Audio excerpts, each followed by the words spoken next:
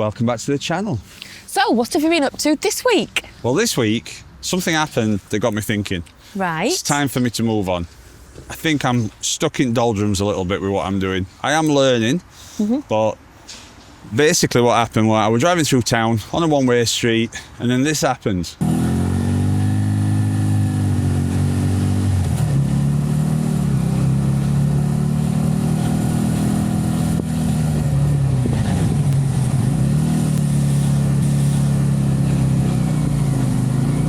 Goodness me, that's terrible. Isn't it? Thing is, obviously that person who was driving down there got same training as me. It made me think, I need to go back and get some more. I went over to see my uncle this week and I rode across. And my uncle, he rides bikes, he has done for as long as I can remember. But I did a little bit of commentary and some of my thoughts as I was going. So I'll play that and you can have a look at the beautiful scenery of Barnsley as we do it. Yeah, just like I've just been saying to Claire, is a CBT enough to get you on the road? There's a few things to think about. So when I did my CBT, I did it with a guy called Harvey. Harvey were only 17. He'd never driven a car, been on the road. He had ridden motorbikes. So he knew how to use the controls. But there was one big thing missing, and that was his highway code stuff and knowing what to do. Now, I've been driving years, and I'm thankful for advice from you guys where you told me where I've got wrong or my road position's been off. But I was lucky enough to be comfortable riding on roads. I do know what lane to get in and also what to expect out on a road. You know, I drive cars, motorhome, etc. But if you're 16, 17 and you do a CBT, all that's new to you. So is one day of training, which is what you can do it in, really enough? As I've documented on this channel, going out on the roads on the bike is nerve-wracking, and it seems that it was also the same for a lot of you guys. I suppose, you know, if you were learning back in the 70s, you didn't really have things like YouTube where you could watch somebody else's journey, and you know, I think it's fair to say that nobody really cared whether you were worried about riding somewhere. You just kind of got on with it. At least that's how it seems. When I did my CBT, the lad that were doing it with me, understandably, was nervous.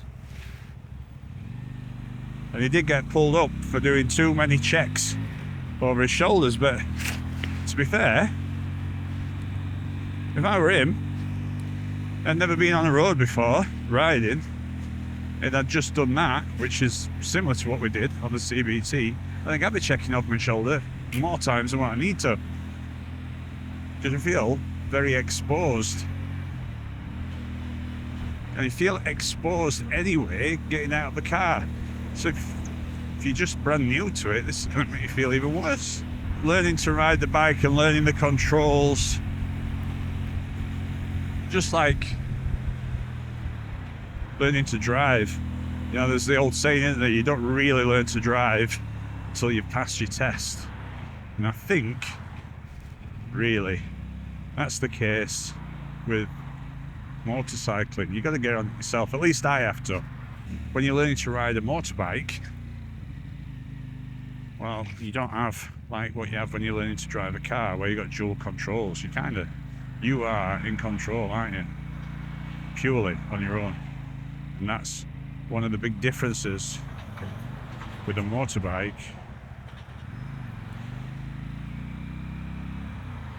to any other real form of transport. If you're learning to ride a bus, even fly a plane, you'd have somebody with more experience in the actual vehicle with you. But we don't have that for bikes.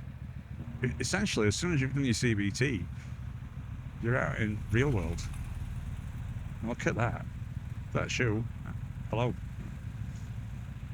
And this is what I'll be looking forward to, because I'm going to imagine that he's going to get straight in front of everybody.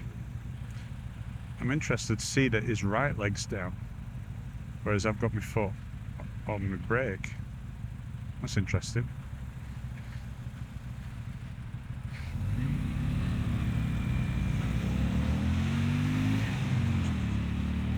And it's that, obviously, that I can't do. And he's gone.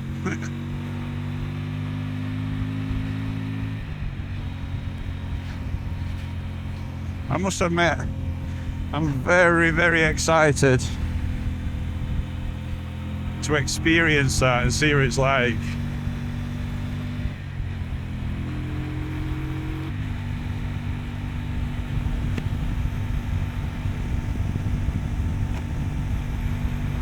And not thought about this until the other day when I were in town. And I were riding along on a one-way street. Now I fully appreciate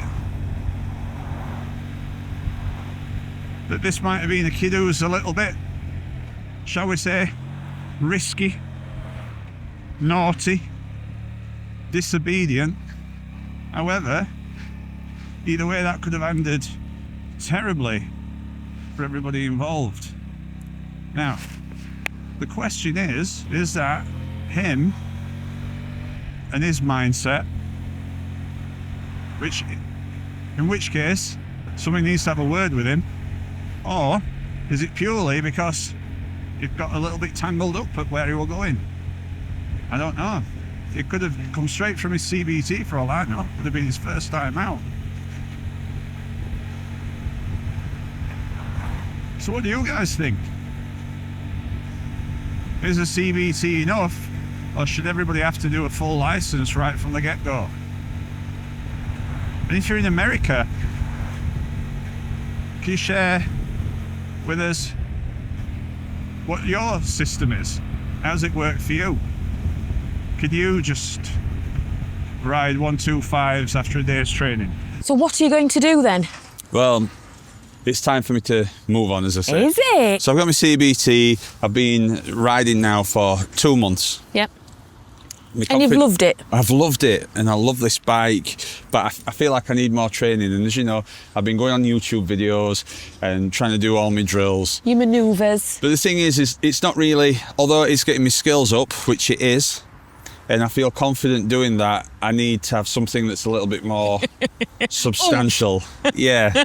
So I've been in touch with a local school. It's actually the same school that I did my CBT with, and I've cleared it with them. Yes. That I can film my journey. Hopefully we're going to be able to document exactly what it takes in 2024/25, no doubt, what it takes to pass your A licence. That's really interesting, actually. It'd be interesting for me because I'm not sure what to do, but then I would see it. Yeah, not only that, but the thing is with the licence, it's changed so much. So a lot of people that I talk to, they don't know what's required at this point in time. So when they passed their tests years ago, it wasn't like this. So hopefully it'll be good for people that already ride, and then people that want to get into it. Yeah. And good for me, because it means that I can have basically any bike that I want then. Means you can have me on the back then, doesn't it? It does. It opens up so much. But it's the training that I want as well. Yeah. You know, there's a lot of things that I feel like I'd benefit from somebody helping me. Okay. Yeah, mate. Okay, so it goes through in stages. So the first thing that you got to do is, well, there's a few things actually. Okay. So you got to do a CBT, which I've already done. I've got that. So you have to do that. And after your CBT, you've got to pass a theory exam. Okay, so what you do with that is that you book in online. If you put motorcycle theory, you go on there, you put your postcode in, it'll tell you where the test centres are. Okay. So I did that, and then everything will come in into November for me. So it's October now. But then I found one that was pretty sharpish. So I thought, well, I'll get that. And then I booked that in. But then when you book it in, it's actually changing all the time. The times are? Because people are cancelling. Yeah. So I did that. And for some reason, I thought it'd be a good idea to book it with 3 days worth of revision. So that's what I've done. Now, you are a car driver, so, and I don't know, but that will be helpful. That's what I thought. Yeah. And then the lady at the motorcycle school says, Yeah. "Oh, download this app and then you can practice." So I did, and I took a mock exam and I failed it. So I've obviously got a bit of work to do. Oh dear. And there's also this little area called hazard perception. It plays a video and you have to press when you think the hazard's there. Yeah. So I'm working on that at the minute. It's a little bit, And a of bit course, concerning to say that I'm out on road. when you did your car test, this didn't exist. We it didn't didn't have to do exist. this, did we? No. The following week, I'm going for my assessment on a 600cc motorbike. Yeah. Have you been on a 600cc before? No. I'm a little bit worried. Not worried. Yeah, I don't want to... Anxious? Not anxious. No, I'm just like, it's just a thought, I guess. It's a different riding style. I know when I changed my boots, it all felt different. Yeah. So if I've got used to this riding style. This is on I think they've got, I think it's a Kawasaki 600 or something. Okay. So it's more like a race bike looking thing. A sporty looking bike. It's a bit sportier than this, so a different position. So obviously I've got to get used to that. And I have 2 hours assessment. So Simon, the guy who's going to take me, is just going to make sure that, I'm not a wreck on this thing. Yeah, okay. So fingers crossed I can adjust to that. I'd imagine it's a bit like, riding a different car. It's finding where stuff is. Then after that we do mod 1 prep. So that's going to be going through the manoeuvres and explaining how to do it and what's required of me. Okay. Then we're going to take it from there. Okay? Yeah. So that's where we're up to. Does it all happen on one day? That happens on one day. It's an 8 a.m. start. I'm hoping that I can get my A licence before the really bad weather Before comes in. Christmas? It'd be nice, but we're going to have to see. I might have to put some time aside. It's quite expensive. Is it? Yeah. So although I'm filming this, just for transparency, I'm not getting any discount on my training. I'm paying for the training. I've got the bike in for its first service next Friday. Okay. So I've done over 500 miles. At 600 miles, it's got to have its first service. It's looking shiny, Andrew. It is looking shiny. One thing that I've found though, although I did the lanyard guard, I've obviously missed a few bits because there's a bit of rust on some nuts just up at the top. I think it's where I've been careful around the disc brakes. So it proves that the lanyard guard's working then. Well, it either has or I've put it there and it hasn't worked, but I don't think it is. As you can see, the weather is coming in. Now this is a day you've not had, a foggy day. I haven't had it as foggy as this. Temperatures are starting to drop. We're also limited by the amount of light, so we're actually going to move this segment of the video into a little studio that we're going to build. It's basically going to be a fight between what's required and what Claire's prepared to invest in. Progress prevention. So that's where we are this week. So we've got loads and loads of good stuff. I'm going to get out of this little routine that I've got. You'll notice I've not done any manoeuvres in this video because we're going to be moving on to the other stuff. So onwards and upwards. To the bigger stuff. So I hope you still continue and follow my journey, especially the bit where we start looking at new bikes, which is going to be interesting. Are you getting a new bike? Well, Can I have this one? do you want it? Yeah, I might do, yeah. Would you ever go? Yeah. Well, there you go. Well, that'll be another thread for you.